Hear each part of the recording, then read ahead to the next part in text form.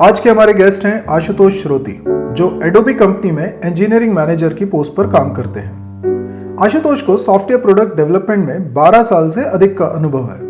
आशुतोष ने आईआईटी रुड़की के लिए एमसीए एंट्रेंस एग्जाम में ऑल इंडिया रैंक 8th हासिल की थी। कॉलेज से डिग्री लेने के बाद आशुतोष ने आईबीएम में काम किया।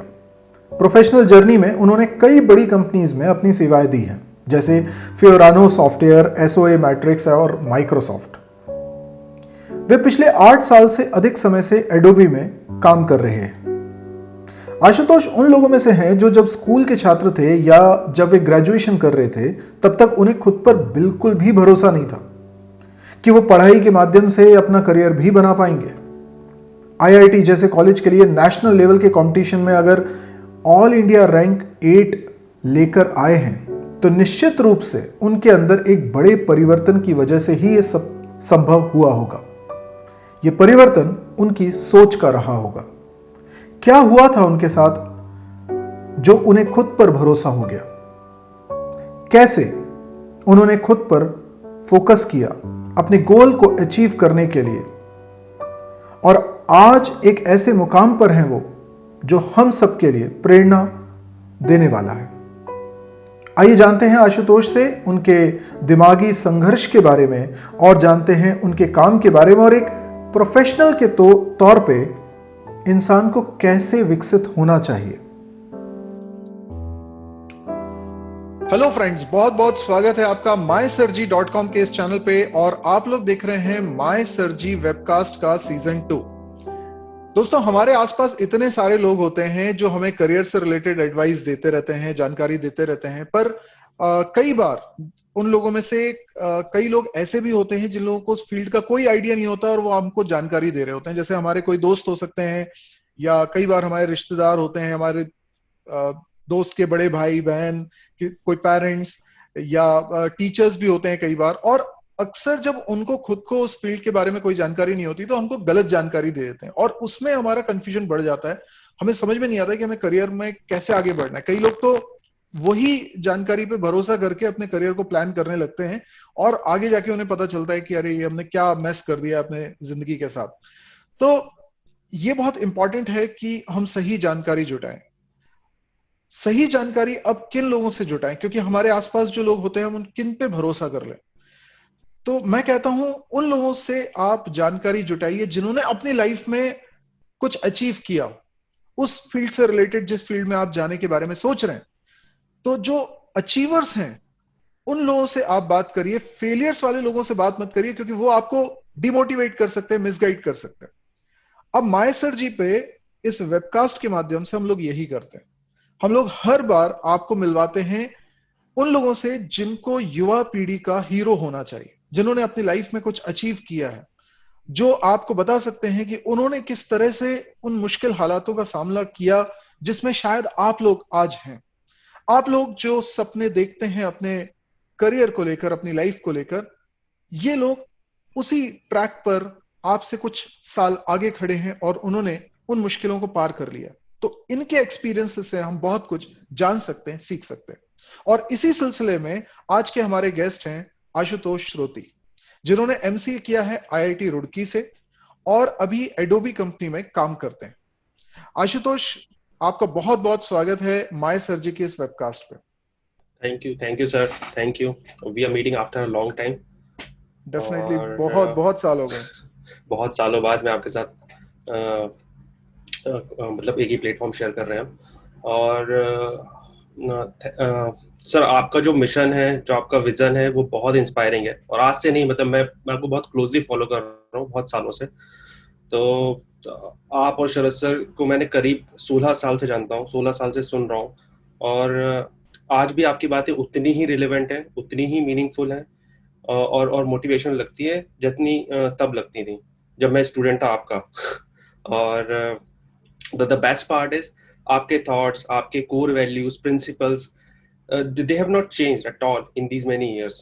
तो आप वही बातें जो आप उस समय बोलते थे, वही जो कोर वैल्यूज, बेसिक प्रिंसिपल्स, आप दोनों ने हमेशा एम्फसाइज किया है कि बेसिक वैल्यूज जो है hard work, practice, consistency, precision, punctuality, seriousness, smart work, आपने उन्हीं कोर वैल्यूज पे हमेशा एम्फोसाइज किया है, उन्हीं की बात की है, और वो आज भी उतनी ही रिलेवेंट है। और आज मैं अपने जॉब में भी या मैं अपनी जब मैं टीम के साथ काम कर रहा होता हूँ, तो मुझे सब सब ये सब जो एट्रीब्यूट्स हैं, ये सब जो कोर वैल्यूज हैं, ये बहुत इंपॉर्टेंट है। ये हमेशा ही आपको हेल्प करती हैं कुछ डिलीवर करने में, अपने गोल्स अचीव करने में।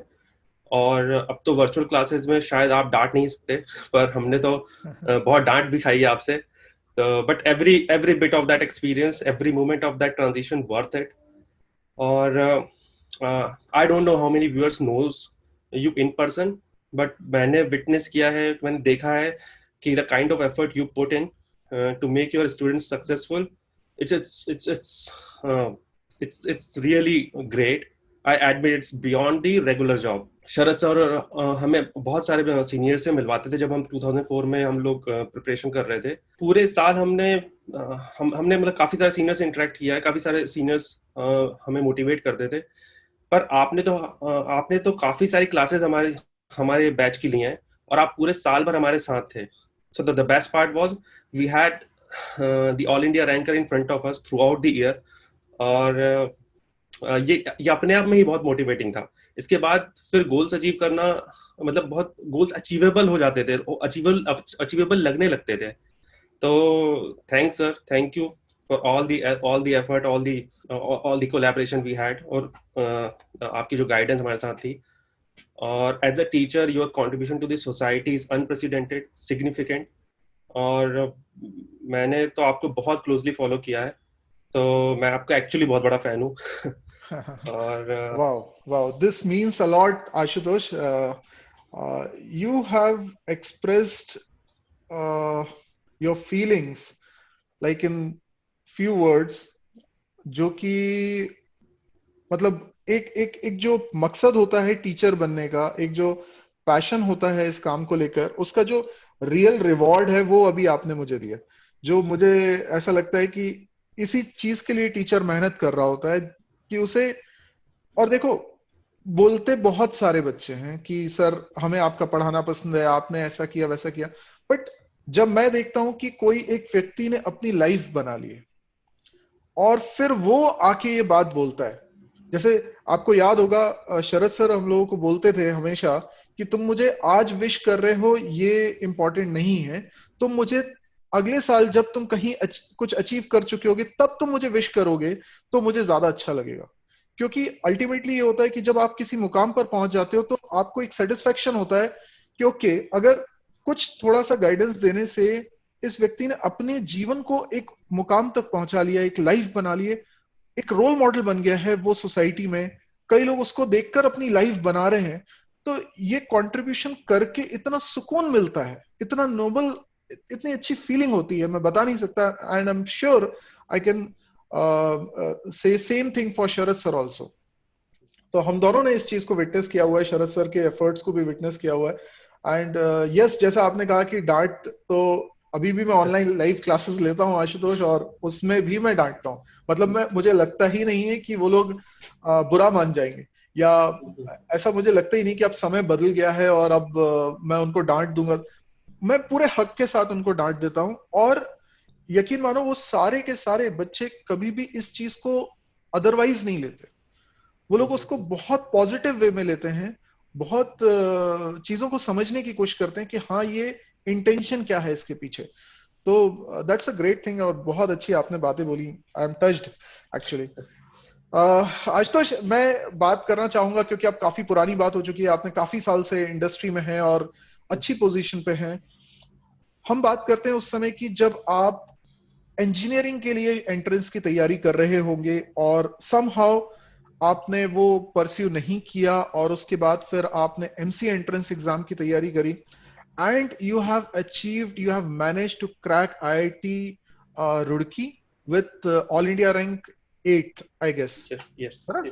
तो ये उस समय हमारे कोचिंग में सबसे पहला आईआईटी का सिलेक्शन भी था, जो आशुतोष गए हैं वो सबसे पहले सिलेक्शन। और उसके बाद आशुतोष को देखकर मोटिवेट होके कई सारे बच्चे उसके बाद आईआईटी रुड़की से एमसी के, आजकल आईआईटी रुड़की में हालांकि एमसी बंद हो चुका है, लेकिन वो जो एक मोटिवेशन आशुतोष के कारण स्टूडेंट्स के बीच में आया था, जो माहौल क्रिएट हुआ था, उसके कारण आशुतोष आपको रियलाइज भी नहीं होता, आपके कुछ बोले बगैर आपकी जो अचीवमेंट है वो इतना लाउड है कि कई सारे स्टूडेंट्स जिनसे शायद आप मिले भी नहीं होगे, वो आपको रोल मॉडल मान के आईआईटी रुड़की पहुंच गए थे।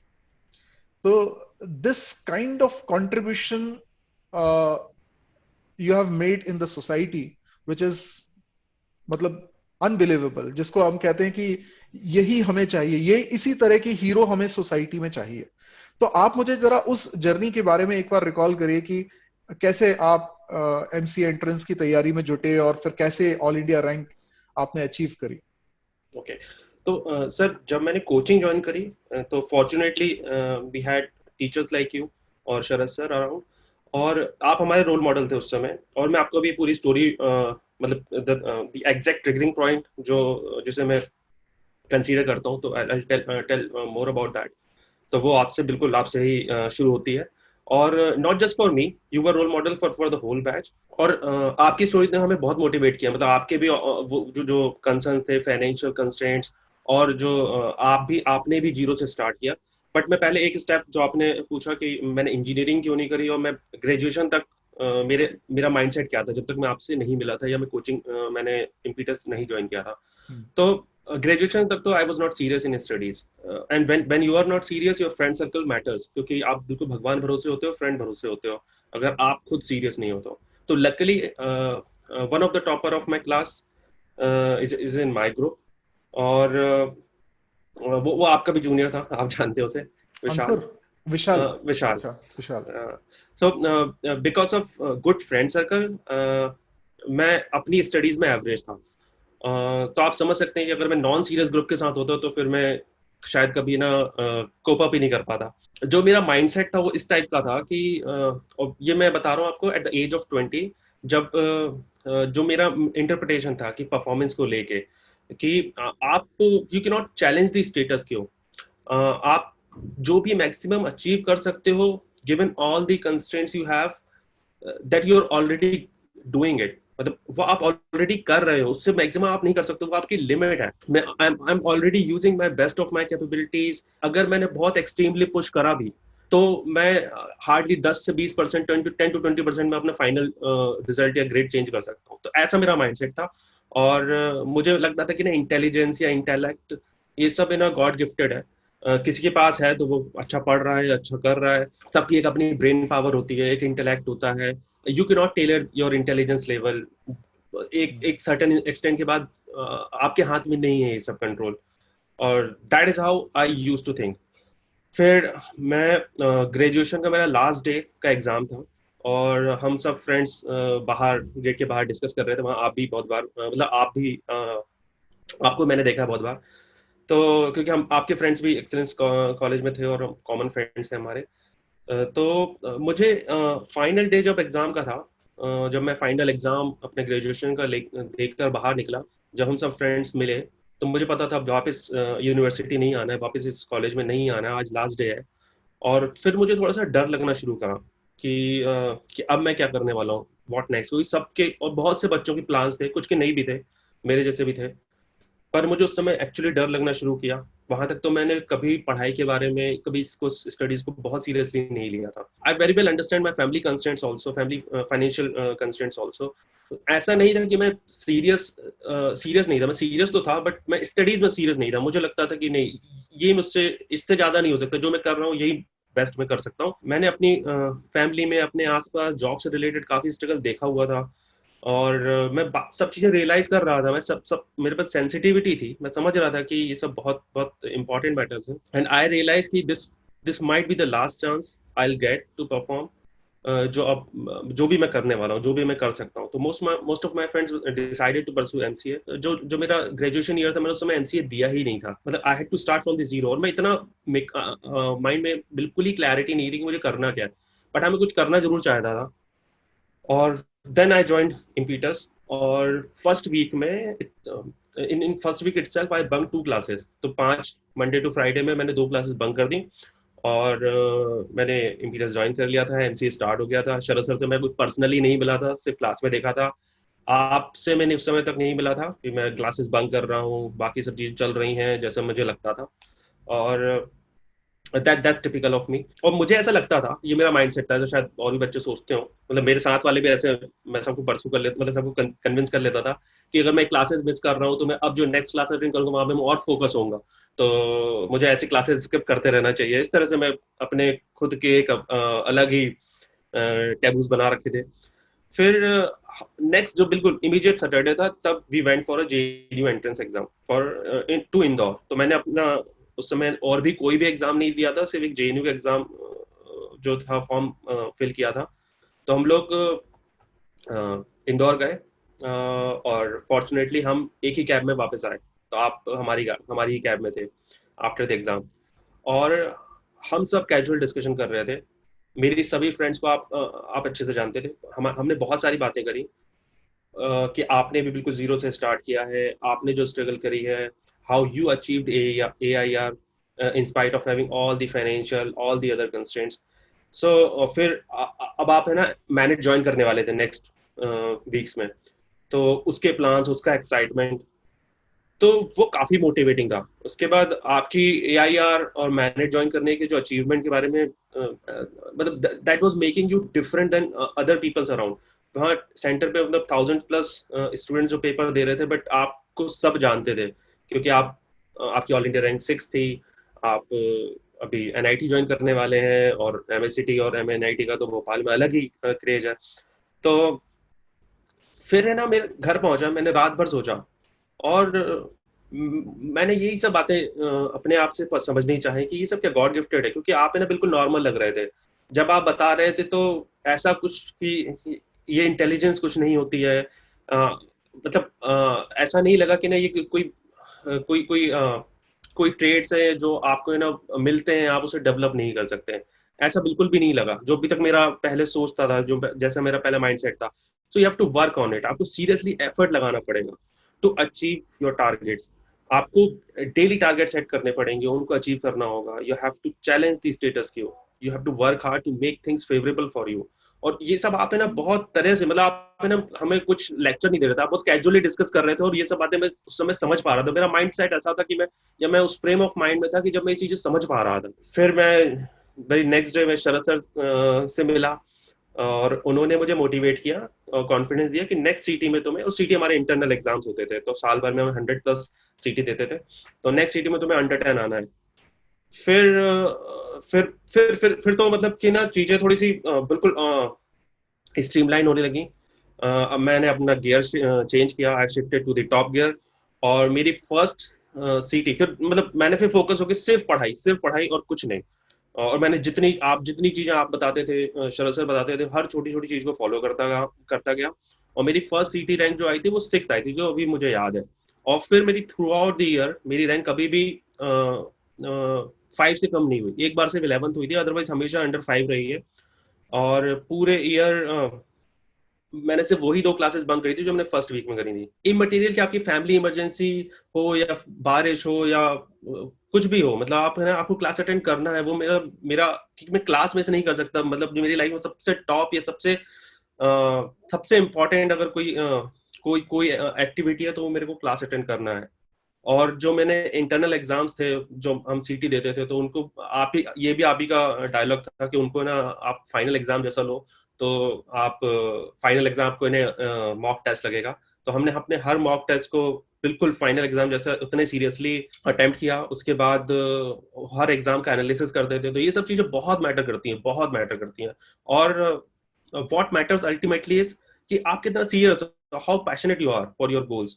आप इंटरनली कितने मोटिवेटेड हो कि आपको सर को या किसी और को आपको है ना मोटिवेट करने की जरूरत ना पड़े। और एक साल का टाइम बहुत होता है, बहुत सारे अप्स एंड डाउन्स आते हैं। आपको बहुत बार ये लगता है मैं नहीं कर सकता, मेरे में बहुत सारी प्रॉब्लम्स हैं। आपको बहुत बार लगेगा कि हाँ, आपको कॉन्फिडेंट लगेगा कि नहीं मैं कर सकता हूँ। तो आपको लेकिन है ना अपने आप को सेल्फ मोटिवेटेड रखना है, जिससे कि आप throughout the year you have to perform, और उसके बाद आपको लास्ट में जाके एग्जाम लिखने हैं। आपके जो भी गोल्स है वो है ना आपको है ना कहीं ना कहीं आपके डीपर वैल्यू से कनेक्ट होने चाहिए। अगर क्योंकि अब जैसे अगर मैं अपनी एक बात करूं, ऐसे मैंने बहुत सारे एग्जांपल्स देखे हैं जो है ना बहुत अच्छा, बहुत बहुत बहुत ज्यादा एक्सेल नहीं कर रहे होते हैं अपनी स्टडीज में, लेकिन हाँ अगर उनके पास कोई मोटिवेशन होता है, कोई गोल्स होते हैं जो उनके कहीं डीपर वैल्यू से कनेक्ट करते हैं, तो फिर वो है ना हमेशा फोकस होके अपना एफर्ट लगाते हैं, पैशनेटली उस चीज को फॉलो करते हैं। तो इसलिए आपके जो भी गोल्स हैं उनका मतलब उनको उनको whole heartedly you have to follow. कहीं आप उनको अपनी वैल्यू से कनेक्ट करो, कि ऐसा भी नहीं है कि ना एक बार आपकी ऑल इंडिया रैंक आ गई तो फिर ऑल डन, अब आपको है ना यू हैव टू पुट मतलब there is nothing else to worry about. It's not like that, you have to put effort life long. It's a regular learning, continuous development, you have to innovate and learn every day. But yes, with success in entrance exam आपको एक track मिल जाता है, you get a right track. और उसके बाद फिर है ना once you are on a right track, then you can focus easily without putting much effort. फिर आपके डायरेक्ट डाइवर्जन ज्यादा नहीं होते हैं, फिर आप है ना एक ट्रैक पे बहुत फोकस होके बहुत इजिली आप actually you can build on top of it. आपने जो बात बोली है बहुत अच्छी बात बोली है कि जब आप पहली सक्सेस आपको नहीं मिली होती है, पहला बड़ा गोल आपने अचीव नहीं किया होता है, तब तक आप बहुत ज्यादा डाउट करते हो अपने ऊपर और डेविएट होते रहते हो कि कभी आपको मन करता है कि ये कर लूं, किसी ने कुछ सजेशन दे दिया तो चलो अब इसकी तैयारी कर लेता हूं। तो वो सब चीजें बहुत ज्यादा आपको फोकस से हटाती हैं।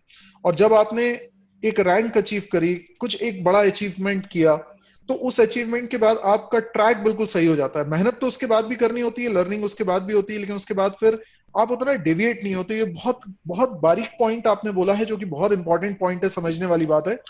और आशुतोष, मैं एक बात और पूछना चाह रहा था कि बिकॉज ऑल इंडिया रैंक 8, और वो भी एक ऐसे कॉलेज के लिए जिसमें नंबर ऑफ सीट्स बहुत कम थी, शायद 30 थी उस समय, और 30 सीट्स में आपको सिलेक्शन अगर चाहिए और नेशनल लेवल का उसमें एंट्रेंस एग्जाम हो रहा है, कंपटीशन है, सभी लोग बहुत मेहनत कर रहे हैं, और उसमें ऑल इंडिया रैंक 8 आना, इट्स अ बिग अचीवमेंट। और तब जब आपको पता ही नहीं है कि आपके आसपास का कोई व्यक्ति उस कॉलेज में गया हो, मतलब आपके पास कोई रोल मॉडल एज सच नहीं है उस कॉलेज को लेकर, उस एग्जाम को आपने क्रैक करा, तो अब क्या होता है, जो आपके आसपास के लोग होते हैं, आपके फ्रेंड्स, आपके रिश्तेदार, उन लोगों का नजरिया अचानक से आपके लिए बदल जाता है।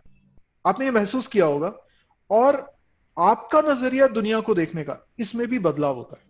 मतलब बहुत बारीक बात पूछ रहा हूं मैं आपसे, अगर आप इस चीज को अभी महसूस कर पा रहे हैं तो आप बता सकते हैं कि लोगों का आपके प्रति सोच में आपने बदलाव को कैसा महसूस किया, और आपका देखने का नजरिया दूसरों को, उसमें क्या बदलाव हुआ after your rank. I totally agree कि ना चीजें बहुत बदल जाती हैं, और आपके देखने का पर्सपेक्टिव, सामने वाले के देखने का पर्सपेक्टिव बदल जाता है। दोनों तरह के पर्सपेक्टिव होते हैं, एक वो भी जो कि एक्चुअली आपसे एक्सपेक्ट नहीं कर रहा था कि आप कुछ अचीव करेंगे, और then you get a college like IIT Roorkee. मैं इसलिए एक्साइटेड था क्योंकि ना मैं कभी इंजीनियरिंग सही में करना चाहता था, मैं कभी आईआईटी जाना चाहता था।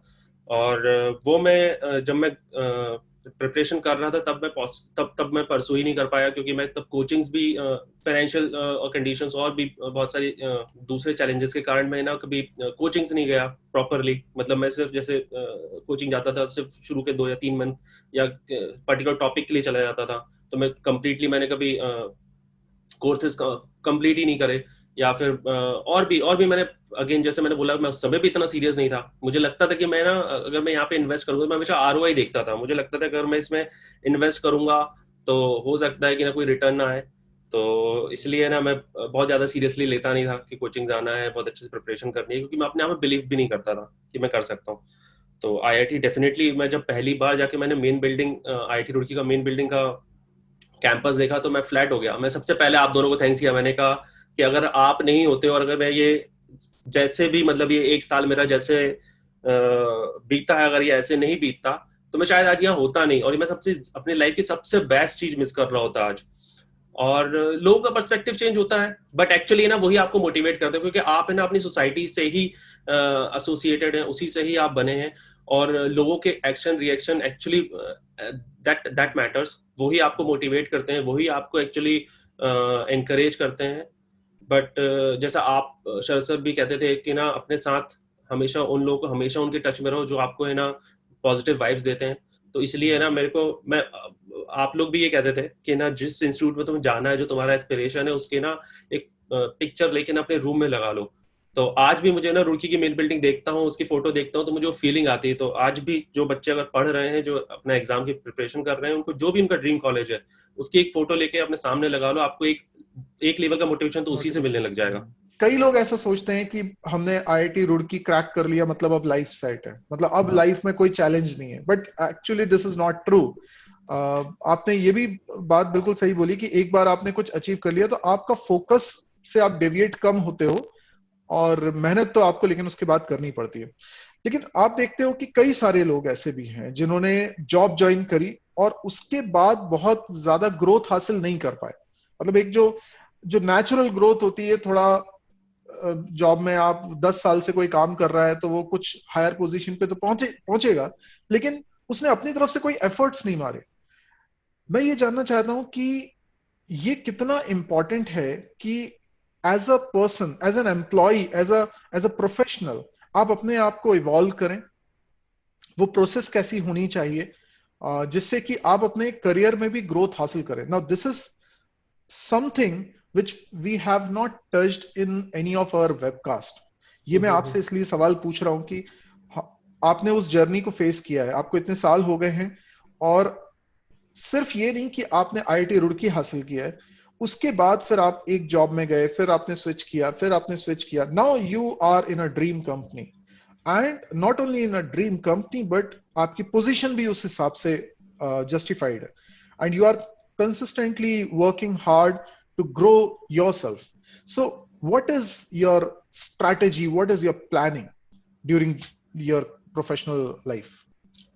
तो सर मैंने स्टार्ट में, इनफैक्ट जब मैं रुड़की पहुंच गया था, तो मुझे ऐसा लगता था मैंने सब अचीव कर लिया है, और मैं बहुत कंप्लेसेंट था कि मुझे ना ऐसा कुछ नहीं है कि जो मैं मुझे ना कि मुझे एफर्ट लगा के कुछ लर्न करना है। मुझे ऐसा लगता था कि अब मुझे सब आता है, और given I already had a computer science background, तो मुझे ऐसा लगता था कि अब एमसीए में ठीक है, मतलब it will be very easy for me. ऐसे ही जब मैंने जॉब ज्वाइन किया तब भी मुझे ये लगता था मुझे सब आता है, तो मैं ऐसे ना लाइफ में बहुत टाइम कंप्लेसेंट हो गया था।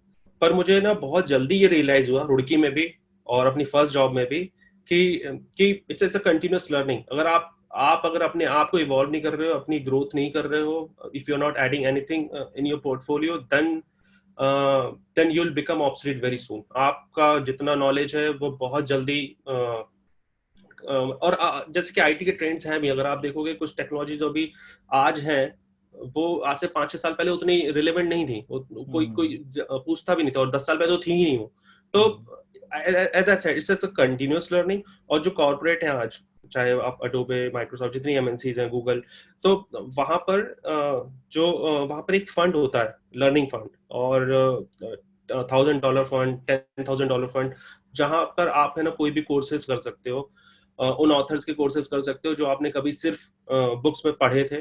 कोरमैन, मतलब आपको लगता था कि ये ऑथर है, मतलब मुझे तो ये लगता था ये ऑथर्स हैं या फिक्शनल ऑथर्स हैं, इन्होंने अपने किसी रिसर्च स्कॉलर से लिखवा ली होंगी बुक्स। तो आज आप उनके लेक्चर्स लाइव ले सकते हो, उनके कोर्सेज कर सकते हो, उनकी क्लासेस में बैठ के वर्चुअली, और सर्टिफिकेशंस आप कंप्लीट कर सकते हो। सो और अगर मैं बोलूं ऑन द जॉब आप कैसे लर्न करते हो, तो in a corporate it's open contribution model most of the, so I am talking about in general what happens, the way IT the big IT companies work, it's an open contribution model, or what you're working on, what you're contributing is reviewed by all your peers. तो आप जब भी कोई code commit कर रहे हो, आप जब भी कोई ड्राफ्ट टेक्निकल स्पैक बना रहे हो, तो it gets reviewed by all the parties, or for example if you're working on some feature that requires some security audit, तो वो security team का कोई expert होगा, वो आपके कोड को देखेगा, he'll suggest the potential vulnerability in your code, और वो आपको फीडबैक देगा, और that is how you learn, you evolve your practices. हाँ, नेक्स्ट टाइम अगर मैं इस तरह की सिक्योरिटी चेक या वो मिस करता हूँ, तो like I get better picture कि हाँ क्या क्या चीजें मुझे रखनी है from the security point of view. तो इररिस्पेक्टिव कोई भी आपके कोड को रिव्यू कर सकता है, कोई भी उसको क्वेश्चन कर सकता है, और not just code, your PPT, your presentations, your 6 pages, your technical और architectural drafts, तो सब चीजें रिव्यू के लिए जाती हैं, और you have to take that review or that feedback very positively. That is how the open source community works. अगर आप किसी भी open source community की बात करें, चाहे वो Apache हो, या फिर लिनक्स फाउंडेशन में हो या एक्लिप्स ऑर्ग में हो, तो वो क्या होता है, वहां पर आप कोई भी कोड सबमिट करते हो, अगर आपको एक कंट्रीब्यूटर का बैच मिलता है, कोई भी कोड सबमिट करते हो, तो वहां पर बहुत सारे एक्सपर्ट्स होते हैं डिफरेंट एरियाज के, और your contribution is actually reviewed by all those experts, and you have to justify your code design and adopt the changes as per their suggestions. तो same model works in big IT companies also, कि आपका open contribution model है, आप इसी तरीके से आप अपना कोड और कंट्रीब्यूट करोगे, और end of it you will learn in such engagements and evolve yourself. Every time when you write a code, make sure you understand each line of the code. Construct or any language constructs which you have used, you have to actually question कि मैंने क्यों use किया है. Copy paste वाला जो काम है कि मैंने ना, अगर हमें कोई भी प्रोग्राम लिखना है तो हमने कॉपी कर लिया, लेकिन हमें कुछ भी उसका एक भी अगर आपको वर्ड, एक भी सिंटेक्स पे आपको अगर क्लैरिटी नहीं है कि आपने क्यों यूज किया है, तो you have to question it. और बहुत सारे इंटरव्यूज इसी पे होते हैं. तो you should always be good at basics, जो आपके ऊप्स कॉन्सेप्ट्स हैं, लैंग्वेज इंटरनल्स हैं, ऑपरेटिंग सिस्टम के फंडामेंटल्स हैं, डेटा स्ट्रक्चर एल्गोरिथम्स हैं. क्योंकि आज आप देखो डिस्ट्रीब्यूटेड सिस्टम्स या जो continuous integration, continuous development, micro services has gain popularity in last 7-8 years, but basics are still relevant. आज भी हम उन्हीं ऊप्स कॉन्सेप्ट्स की और उन्हीं सॉलिड प्रिंसिपल्स की बात करते हैं when we are designing the code. So वो कहीं नहीं गए. आज भी इंडस्ट्री 30-40 साल से वैसे के वैसे एज इट इज है, तो और उतने ही एप्लीकेबल है. तो चाहे आज ML हो, AI हो, डीप लर्निंग हो, आज ये सब है, लेकिन है ना, इस सबका फाउंडेशन मैथमेटिक्स है. मतलब someone who is very good at mathematics, he definitely he's the right fit for ML, AI, deep learning platforms. So और कैसे आप अपने आप को इवॉल्व और लर्निंग के लिए क्या कर सकते हो? So the thing is, the practices which we follow, you have to learn the technologies, languages, try to learn new technologies, new languages, at least one new language in a month or 2 months. और क्योंकि जैसे अभी Golang आ गई है, और अभी जैसे type script था कुछ साल पहले, तो आपको ना बहुत नई नई चीजें आपको पता चलती जाएंगी, और आपको है ना, गिवन आपके पास एक बेसिक कुछ लैंग्वेजेस का आपके पास बैकग्राउंड है, आप बहुत अच्छे से बेसिक जैसे जावा या C++ आप बहुत अच्छे से जानते हो, देन आप है ना बाकी लैंग्वेजेस आप बहुत इजीली अडॉप्ट कर सकते हो, क्योंकि you know how the language works, how you actually code, what is expected when you're developing solution on using some language. तो आपको वो पैटर्न्स पता है, आपको लैंग्वेज की प्रॉब्लम्स पता है, तो आप जब कोई नई लैंग्वेज सीखते हो तो आप उस माइंडसेट से बहुत जल्दी सीख लेते हो, फिर आपको ना लर्निंग कर्व आपका बहुत कम हो जाता है. और जैसे मैंने कहा कि आज अडोबे है, चाहे बाकी कंपनीज है, उनके पास एक लर्निंग फंड होता, मतलब they give learning fund to all the employees, और वो 1000 से 10,000 के बीच में वो वेरी करता है, और आप हर साल उस पे बहुत सारे कोर्सेज आप कर सकते हो. तो मेरे ख्याल से आपने जो बात बोली उसमें दो बातें बिल्कुल साफ साफ निकल कर आ रही हैं, कि एक तो आपको नई चीजों को लर्न करना है जो आपको लगता है कि आपके करियर ट्रैक में रिलेवेंट है. जैसे कि आपने किया, आपने मशीन लर्निंग के कोर्सेज करे, आप जो भी हमें लगता है कि हमारे रिलेवेंट है हमारे करियर से, हम उसको लर्न करें. क्योंकि आजकल ऑनलाइन प्लेटफॉर्म्स इतने सारे इवॉल्व हो गए हैं कि लर्निंग के रिसोर्सेज बहुत सारे हैं, और जब आप अच्छी कंपनी में होते हैं तो लगभग हर कंपनी के अंदर इस तरह का फंड होता है, लर्निंग फंड जो आशुतोष ने बताया, उसका इस्तेमाल करके, मतलब कंपनी आपको पे कर रही है इस बात के लिए कि आप कुछ चीजें सीखो, यानी कंपनी भी चाहती है कि आप एज अ प्रोफेशनल अपनी स्किल सेट को बढ़ाइए. तो एक तो ये हो गया नई चीजें सीखने का, और दूसरा जो आपने बात बताई कि जो भी हम काम कर रहे हैं उस प्रोसेस में ही लर्निंग होती है. आप बस अपने दिमाग को खुला रखिए, क्योंकि आपके टीम मेंबर्स हो सकते हैं, आपके कोड को जो लोग रिव्यू कर रहे हैं वो हो सकते हैं, या आप किसी के कोड को रिव्यू कर रहे हैं वो हो सकता है. और कोड ही नहीं, वो कोई भी एक्टिविटी जो आपके जॉब से रिलेटेड है उसमें आप बेटर होते जाते हैं, क्योंकि उस चीज पे लगातार फीडबैक आपको मिल रहा होता है, तो आप लगातार उसमें इवॉल्व हो रहे होते हैं. तो वो भी सब लोग नहीं कर पाते हैं, आपको थोड़ा अटेंटिव होना होता है, आपको थोड़ा सा इस बारे में सोचना चाहिए कि नहीं, मुझे इसको और बेटर करना है, जो भी मैं काम कर रहा हूं उसको और बेटर करना है. तो ये दो तरीके की लर्निंग है जो कि आपकी इवोल्यूशन की बेसिक स्ट्रैटेजी होती है. और थोड़ा सा अपने दिमाग को खुला रखना है, नई अपॉर्चुनिटीज को समझना है, फ्यूचर को समझना है, ट्रेंड्स को समझना है, सो दैट कि आप प्लानिंग कर सकें कि करियर में किस तरफ ग्रोथ ज्यादा है और आप क्या करना चाहते हैं। मतलब एक तो है कि भाई पैसा कहाँ ज्यादा है, मुझे जॉब कहाँ अच्छी मिल सकती है, और दूसरा है कि आप क्या करना चाहते हो, आपका आपका क्या मन है, किस फील्ड में आप काम करना चाह रहे हो, कंट्रीब्यूशन क्या होना चाहता है। अच्छा, मुझे एक चीज और बताइए आशुतोष की जो प्रोडक्ट बेस्ड कंपनीज होती हैं उसमें सॉफ्टवेयर बनाने की प्रक्रिया कैसे होती है, क्योंकि सर्विस बेस्ड कंपनी का तो हमको आइडिया है कि भाई वो एक अलग तरह का होता है, लेकिन प्रोडक्ट बेस्ड कंपनी में आपने काम किया हुआ है, कर रहे हैं अभी, तो क्या तरीका है, पूरी प्रोसेस क्या होती है इन शॉर्ट। तो सर यहाँ पे अगर मैं टिपिकल एक टीम की बात करूं, या एक्चुअली मल्टीपल वर्क स्ट्रीम्स होती हैं। Team is usually get engaged into multiple projects at the same time. तो एक टीम बहुत सारे प्रोजेक्ट्स पे काम कर रही होती है, और कोई भी project typically has multiple stakeholders spread across teams. तो in a nutshell we operate in a mesh model जहाँ पर हर टीम बहुत सारी टीम से इंटरेक्ट कर रही होती है, और every team is connected with other teams and collaborating very closely with them. So now the point is how you can be successful in such a working model. The one line answer is communication. Communication to all the stakeholders at specific stages is very important, or you have to be very good at communication. And just to clarify, कि यहाँ I'm not talking about English or any language here. Here I mean how strong you are in structuring your thoughts, how well you can present your thought process, your proposal, or when you're presenting your idea या draft और architecture, it should be very well structured. क्योंकि ये again आप है ना, आप बहुत बार interact कर रहे होते हो, बहुत सारी पार्टी से इंटरेक्ट कर रहे होते हो, क्योंकि आपके प्रोजेक्ट से बहुत सारे स्टेक होल्डर्स इन्वॉल्व है। कुछ आपके साथ लोकल है, कुछ रिमोट हैं, और अब तो सभी रिमोट है ड्यू टू द कोविड।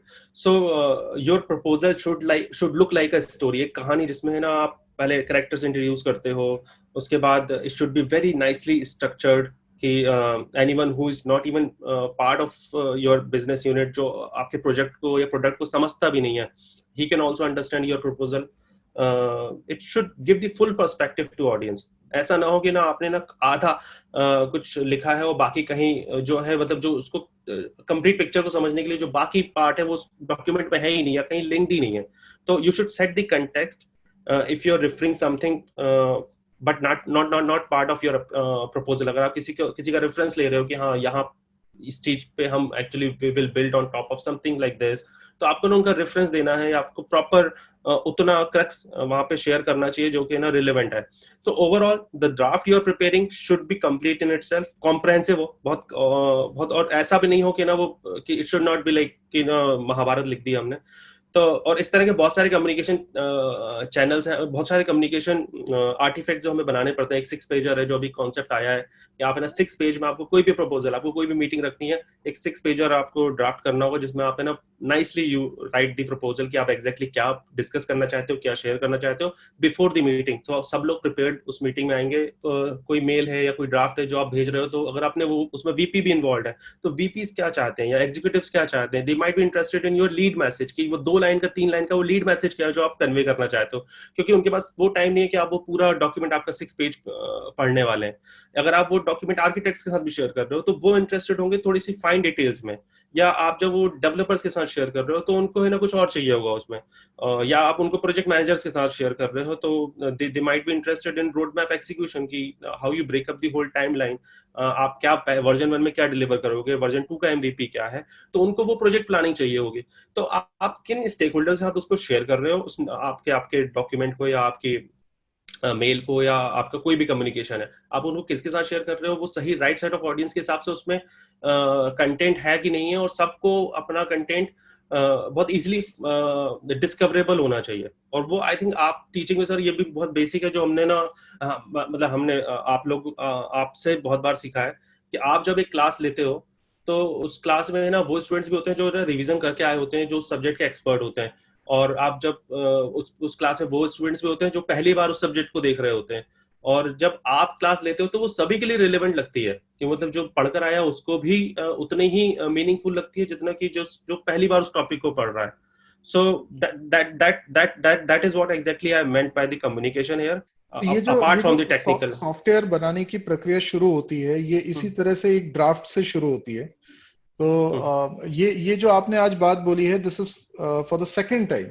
ये अंजन ने भी अभी हम लोगों ने एक वेबकास्ट करी थी जिसमें फेसबुक में है अंजन, उन्होंने डिस्कस करके ये एक बहुत इंपॉर्टेंट बात हाईलाइट करी थी जो कि इससे पहले डिस्कस नहीं हुई थी, और आज आपने भी वही बात बोली है कि कंपनी में जब आप एक ऐसी पोजीशन पे पहुंच जाते हैं तो आपको अपने आइडिया को एक्सप्रेस करना होता है in the form of a document. और वो डॉक्यूमेंट कई तरह के लोग जो इन्वॉल्व होंगे उस प्रोजेक्ट से रिलेटेड, वो लोग पढ़ते हैं। आप ऊपर से नीचे कई कई लेवल के लोग रहते हैं, तो उनके लिए वो रिलेवेंट होना चाहिए, कंटेंट उन्हें समझ में आना चाहिए। तो आपकी जो ड्राफ्टिंग है, आप जो लिख रहे हैं, वो लिखने का जो हुनर है वो भी आपको इवॉल्व करना है अपने during the journey of your professional life. Because ये चीजें हम लोग कई बार स्कूल कॉलेज में होनी चाहिए पर सीख नहीं पाते हैं, ये इन चीजों को सीखने का मौका नहीं मिल पाता है। सो दिस इज वेरी इंपॉर्टेंट। तो मेरे ख्याल से ये चीज फर्स्ट स्टेज है सॉफ्टवेयर डेवलपमेंट की, आप प्रोडक्ट बेस्ड कंपनी में। राइट। और जैसे हम कॉलेज प्रोजेक्ट्स में जब हम एक्चुअली अपने जो प्रोजेक्ट करते थे वो we do for grades only, but definitely वहाँ पे भी स्कोप है। Some of the practices are relevant even when you are doing those college projects, when you working on those college projects. तो ये सब हम वहाँ पे भी अप्लाई कर सकते हैं। अच्छा, मुझे ये बताइए कि जैसे एज अ फ्रेशर अगर कोई स्टूडेंट है और वो प्रोडक्ट बेस्ड कंपनी में जाना चाहता है, तो उसे प्रिपेयर कैसे करना चाहिए? मतलब फ्रेशर भी हो सकता है और नॉन फ्रेशर भी हो सकता है। तो सर मैंने जो अब नोटिस किया है, जो भी नया ट्रेंड है कि जो the new trend which developed in last 5-6 years, कि कंपनीज और employers put effort in enabling you for the interview. मतलब पहले ऐसा होता था कि हाँ, आप रिज्यूमे आता था या आपके पास कॉल आता था, ठीक है नेक्स्ट वीक में शेड्यूल कर देते हैं। और अब ऐसा नहीं होता है। वो आपको है ना पूरा प्रॉपर मटेरियल भेजते हैं, they send you all materials, all the which is relevant for that particular profile in advance and give you enough time room to prepare for it. तो पहले ऐसा नहीं होता था। पहले कंपनी आपको ना इनेबल नहीं करती थी, आपको ना वो इंटरव्यू के लिए प्रिपेयर नहीं कराती थी, वो सिर्फ इंटरव्यू लेती नहीं। और अब वो आपको प्रॉपर बताते हैं कि देखो ये 5 टॉपिक्स हैं जहाँ पे हम इंटरव्यू लेंगे, ये उनके सैंपल क्वेश्चंस हैं और कैसे बेस्ट उसको आंसर करना है। तो वो आपको ना पूरी प्रिपरेशन कराते हैं। और and then if you see there is a whole ecosystem developed around it. अगर आप देखोगे lot of big learning startups help you preparing for the interviews, चाहे वो हैकर रैंक हो, इंटरव्यू बिट हो, गीक्स फॉर गीक्स हो। तो बहुत सारी इस तरह की लर्निंग प्लेटफॉर्म्स हैं, पोर्टल्स हैं जहाँ पे आप इंटरव्यूज की बहुत अच्छी प्रिपरेशन कर सकते हो। और ये एम्प्लॉयर, चाहे वो गूगल हो, माइक्रोसॉफ्ट हो, जितने फेसबुक है, अडोबे है, वो सब आपको है ना एक्चुअली ये सब इन्हीं की लिंक्स और इन्हीं के वो मटेरियल्स शेयर करते हैं कि आपको है ना। और वो अपने भी गूगल के तो अपने भी बहुत सारे लर्निंग हब्स हैं, तो वो उनको शेयर करते हैं। और यहाँ इंटेंट क्या है, what is the intent here? They don't want to interview unprepared version of you. तो वो चाहते हैं, दे मेक श्योर कि you are prepared. You should also know about the company, कि आप जहाँ पे इंटरव्यू देने जा रहे हो, आपको ना 15 मिनट रिसर्च करके कि ना वो कंपनी क्या करती है, किस स्पेस में है, what kind of products they have, और आपको ना उसके बारे में भी पता होना चाहिए। तो वो एक्चुअली आपकी ओवरऑल सीरियसनेस, कि आप है ना कंपनी के बारे में जानते हो कि नहीं जानते हो जिसके बारे में इंटरव्यू देने जा रहे हो, आपने जो उन्होंने मटेरियल शेयर किया है, आप उस फॉर्मेट में उस चीजों को, उस सब्जेक्ट के बारे में आप जानते हो कि नहीं जानते हो। तो आजकल ये सब चीजें बहुत मैटर करती हैं। और the expectation and interview process is different, जैसा आपने कहा अभी, बेस्ड ऑन योर एक्सपीरियंस की सबसे एक्सपेक्टेशन डिफरेंट है। एंट्री लेवल पे कुछ अलग एक्सपेक्टेशंस हैं। अगर मैं किसी 5 years एक्सपीरियंस कैंडिडेट का इंटरव्यू ले रहा हूँ तो बहुत अलग एक्सपेक्टेशन है। 10 years एक्सपीरियंस के लिए बहुत अलग एक्सपेक्टेशन है। सो एंट्री लेवल पे क्या एक्सपेक्टेड है? आप है ना, you have to focus very well on your code, how optimally you can solve the technical problems, आप कितने कॉर्नर केसेस कवर कर लेते हो, how you incorporate the variations in the problem. आपने एक प्रॉब्लम सॉल्व करी, मैंने उसमें 2 वेरिएशंस और डाल दिए, तो how well you adopt your solution to cover those variations. और how extensible your design is. तो इस तरह की चीजें हैं जो आपको एंट्री लेवल पे एक्सपेक्टेड है। जब आप 5 to 10 ईयर्स के एक्सपीरियंस पे आप इंटरव्यू देते हो तो आपको you'll be given a abstract problem कि जिसका कुछ बहुत ज्यादा मतलब जो इंटरव्यूअर है वो बहुत आपको बहुत बहुत एब्स्ट्रैक्ट बहुत छोटा सा एक प्रॉब्लम स्टेटमेंट देगा। Now it's on you to define the problem, think through all the aspects of the problem। कि जैसे कि अगर मुझे इंटरव्यू में जैसे कि अगर इंटरव्यू क्वेश्चन कोई पूछता है कि someone asks you to implement a social network like Facebook, तो you have to divide the problem in a granular level, क्योंकि एक घंटे में कोई Facebook end to end design नहीं कर सकता है। तो फर्स्ट ऑफ ऑल आपको ना एक ग्रेनुलर लेवल पे उसको प्रॉब्लम को डिवाइड करना होगा, और फिर आपको ना इंटरव्यू से चेक करना होगा where exactly you want me to focus on, which part of the system और sub system you want me to design. और उस चीज को फिर आप लेके ना you have to build discussion on top of it. और फिर आप उसके ना पूरी फंक्शनल रिक्वायरमेंट्स के बारे में बात करो कि यूजर लॉगिन भी कर सकता है, ऑथेंटिकेशन, ऑथराइजेशन, एक वो वॉल पे पोस्ट कर सकता है, वो लाइक कमेंट कर सकता है, what user would see on on a wall when he logs in, तो वो क्या उसको क्या किस तरह के फीड्स दिखने चाहिए। और यूजर चैट भी कर सकता है रियल टाइम में, वो वीडियो अपलोड कर सकता है, इमेज आपको अपलोड कर कंप्लीट सकता है। सिस्टम डिजाइन का एक मॉडल उस समय पेश करना है, जो कि हाँ मतलब मुझे जो बात आपकी समझ में आई वो ये है कि अगर आप प्रोडक्ट बेस्ड कंपनी को टारगेट कर रहे हैं खास तौर पे, तो वो लोग आपसे वो एक्सपेक्ट कर रही हैं जो कॉम्पिटिटिव कोडिंग की साइट्स में आपकी स्किल डेवलप हो जाएगी। मुझे ऐसा लगता है कि जैसे आपने हैकर रैंक का नाम लिया, कोड शेफ है, एलीट कोड है, बहुत सारी ऐसी साइट्स हैं। जब कोई स्टूडेंट उसको रेगुलरली फॉलो करता है तो वो पहले तो एक प्रोग्रामिंग करना सीखता है कंस्ट्रेंट्स के साथ। मतलब वहां पर कंस्ट्रेंट है कि आपको इतने टाइम पे ही ये टाइम लिमिटेशन भी है, ये स्पेस की लिमिटेशन भी है, मतलब ओवरऑल इतने सारे कॉन्स्टेंट्स आपको दे दिए और अब बोले आप परफॉर्म करके बताओ और अच्छा परफॉर्म करके बताओ। तो ये सारी जो चीजें हैं ये आपको एक बेटर प्रोग्रामर बना रही हैं, और आप बहुत सारे उन एस्पेक्ट्स को भी सोच रहे हो जो शायद आप कोई प्रोग्रामिंग लैंग्वेज सीखते वक्त इतना ज्यादा बॉदर नहीं कर रहे थे, लेकिन आपने इन कॉम्पिटिटिव कोडिंग करते वक्त आपने इवॉल्व किया, और ये कंपनी उस तरह का आपका लेवल एक्सपेक्ट करते हैं। दूसरा, आपने मुझे बताया कि पहले आपको वो एक्सपेक्ट करते हैं कि आप तैयारी कर लो, और जो बेस्ट वर्जन होगा आपका वो हम देखना चाहते हैं कि वो क्या है, क्योंकि बाकी हम आपको एनवायरनमेंट दे देंगे कि आप बेस्ट अपना दे पाओ, लेकिन आप अपना बेस्ट वर्जन हमें शो करो। इसके लिए वो आपको समय भी दे रहे हैं, तैयारी करने को भी बोल रहे हैं, बता भी रहे हैं कि क्या आपको तैयारी करनी है, ये सब भी वो बता रहे हैं। और सर ये कि अगर जैसे आप जो एंट्री लेवल पे जो आप कह रहे हैं कॉम्पिटिटिव प्रोग्रामिंग, वो आपके लिए एक्चुअली अगर आपको एंट्री लेवल पे क्रैक करना है इंटरव्यूज, वो उस पर आपको बहुत फोकस करना है। और वहां पर जैसा आपने कहा कि ना जो क्वेश्चंस होते हैं वहां पर वो उसकी वो परफॉर्मेंस भी देख रहे होते हैं कि आपका code should not take more than this much of time, otherwise वो फेल हो जाएगा। और उसके बहुत सारे टेस्ट केसेस और कॉर्नर केसेस जो वो ऑलरेडी उनके पास होते हैं, कुछ आप देख सकते हो, कुछ एक्चुअली हिडन टेस्ट केसेस होते हैं जो पास होने चाहिए। तो वो एक पार्ट है जो आपको करना है, वो कॉम्पिटिटिव प्रोग्रामिंग वाला। फिर आप जब 5 to 10 ईयर्स आते हो तो वो तो है ही, then it's a super set कि अब आपको सिस्टम डिजाइन, आप सिस्टम डिजाइन कर सकते हो। उसमें ये सब चीजें कि फंक्शनल रिक्वायरमेंट निकालो, नॉन फंक्शनल रिक्वायरमेंट्स निकालो, वहां वो प्रोग्रामिंग और वो तो है ही। उसके बाद ये second third round will be more about this system design और डिजाइन एस्पेक्ट ऑफ इट। और उसमें आप सब डिजाइन कर रहे होते हो, आप एपीआई डिजाइन कर रहे होते हो, आप है ना नॉन फंक्शनल की वो सॉल्यूशन स्केलेबल है कि नहीं है। आज मेरे पास 1000 यूजर्स हैं इस पोर्टल में, सोशल नेटवर्किंग में, कल के दिन ये 1 मिलियन हो जाएंगे, तो आपका सिस्टम स्केल करेगा कि नहीं करेगा।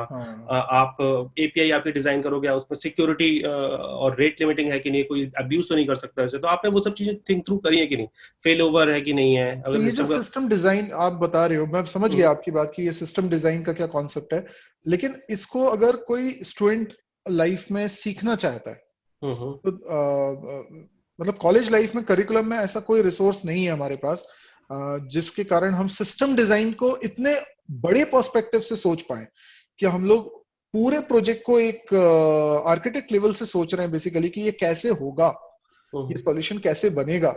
सो this is something very hard to learn from students perspective, because वो एज अ फ्रेशर उसको ऐसे रिसोर्सेज नहीं मिल रहे हैं। तो ये कैसे कैसे इवॉल्व करना चाहिए इसको। जो मुझे सबसे अच्छे इसमें लर्निंग मटेरियल मिला वो है कि अगर आप उबर का इंजीनियरिंग ब्लॉग्स देखें या फिर फेसबुक के, और इनफैक्ट स्केल करके एक है जहाँ पे ना स्केलेबिलिटी से रिलेटेड लर्निंग ब्लॉग्स हैं।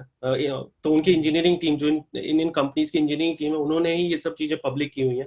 तो वहां पे उन्होंने बहुत नाइसली उन्होंने पूरा डिटेल आउट किया है कि पहले वो किस आर्किटेक्चर पे थे, फिर उसके बाद उसके क्या कंस्ट्रेंट्स थे, क्यों वो स्केल नहीं कर पा रहे थे।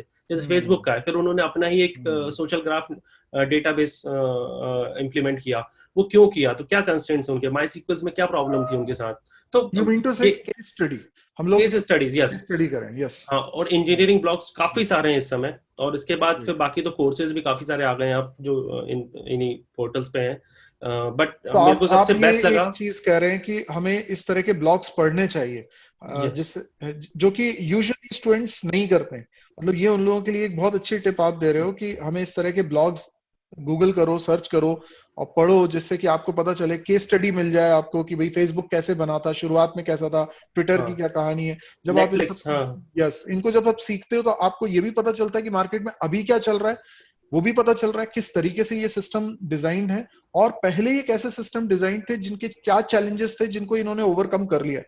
बिकॉज ये वो चीज है जो हमें कॉलेज में कभी नहीं सिखाई जाती, ये हमको खुद सीखनी है। तो this is amazing tip Ashutosh, जो कि स्टूडेंट को आज आपने दी है। मुझे पूरी उम्मीद है कि इस टिप पर लोग वर्कआउट करने की कोशिश करेंगे।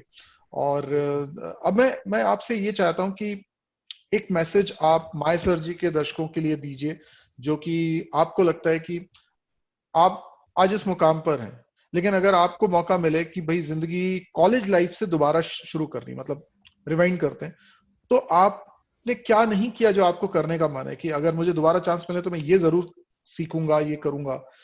तो क्या टिप आप इस तरीके से माय सर जी के लर्नर्स को दे सकते हैं?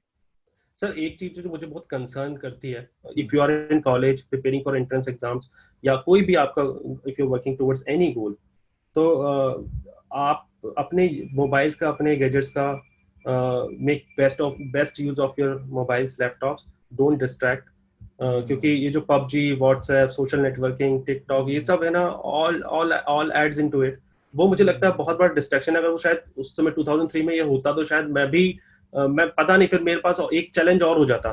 तो ये चीजें जो हम अवॉइड कर सकते हैं, एंड दीज प्लेटफॉर्म्स, ये जितनी भी सर्विसेज हैं, they will become obsolete over the time. आज पबजी ये सब चीजें हैं, आज से 5 साल बाद ये नहीं रहेगा, कुछ और आ जाएगा। बट जो चीज, but your precious times will never come back. तो वो चीज कभी वापस नहीं आएगी। आज जो समय निकल गया वो कभी वापस नहीं आएगा। तो best make good use of your time. That's the only thing you need to become successful. अगर अपना टाइम अच्छे से यूज करके हम फोकस होके अपने गोल्स और ऑब्जेक्टिव के अचीव करने में स्पेंड कर रहे हैं, तो वो that's the best thing which you can do.